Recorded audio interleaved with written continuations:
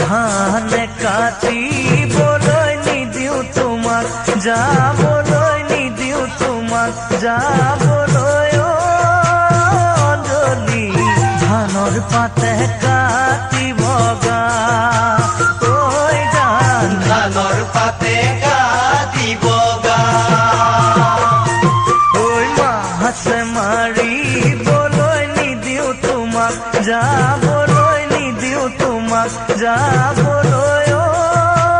অঞ্জলি বোকা পানী লাগিব গাত ঐ জান বোকা পানী লাগিব গা ঘৰতে থাকিবা